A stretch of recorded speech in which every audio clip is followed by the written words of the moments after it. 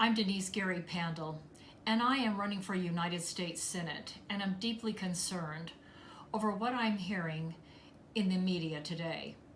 So the messaging is coming through loud and clear that Israel needs to initiate a ceasefire. And there are a lot of misleading and false information suggesting that Israel is involved in random and indiscriminate bombing of civilian targets inside the Gaza. This is false information.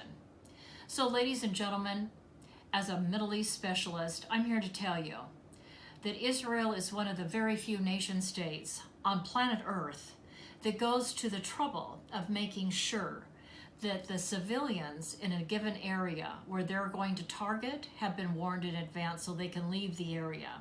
Israel has never in the history of the state of Israel been involved in indiscriminate bombing of any area in or outside the state of Israel. Number two, despite the fact that the Arabs and Arab Muslim population and those protesting on behalf of the Palestinians are suggesting that violent resistance, killing Israelis is appropriate because Israel is occupying a piece of real estate in the Middle East, is also false and deliberately misleading. Israel is not an occupying force. Israel actually has part of its homeland, the Judea-Samaria area. Now, you may call that the West Bank, but Judea and Samaria has always been part of Israel's heartland. It's where Jerusalem is located. It's where historic and very biblical-oriented sites related to Jewish history have been for centuries, for 4,000 years.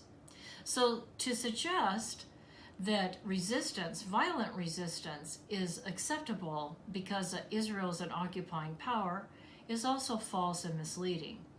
In addition to that, what Hamas has done is commit war crimes. When you behead infants, when you burn people alive, when you torture women to death through rape, when you're involved in hostage taking, these are war crimes. Israel is not involved in war crimes, but Hamas is. And I stand with Israel. And I want to suggest that all of us should stand with Israel until Hamas, the Islamic Resistance Movement, is annihilated. And with regards to the civilian population, let's remember, there are civilians in the Gaza Strip who raise their hand to die for Allah. This is part of martyrdom, and they support it. So yes, no doubt there are Palestinians that are being used as human shields. But there are other Palestinians that are raising their hands to die for Allah and die in this war that Hamas has initiated. And let's bear in mind that even the children in the Gaza Strip taunted Israeli hostages. Again, hostage taking is a war crime. But even Palestinian children taunted those Israeli children that were put in cages, taunted those hostages that were children that were marched down the streets inside the Gaza Strip.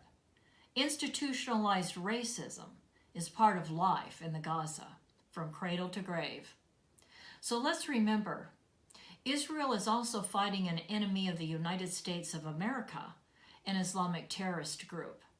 And we need to end and annihilate terrorist groups, and sometimes civilians are killed in the process. But that doesn't mean that Israel's right to defend itself and to destroy its enemies together with America's enemies is not a righteous cause. Thank you. I'm Gary-Pandol, and I'm running for United States Senate.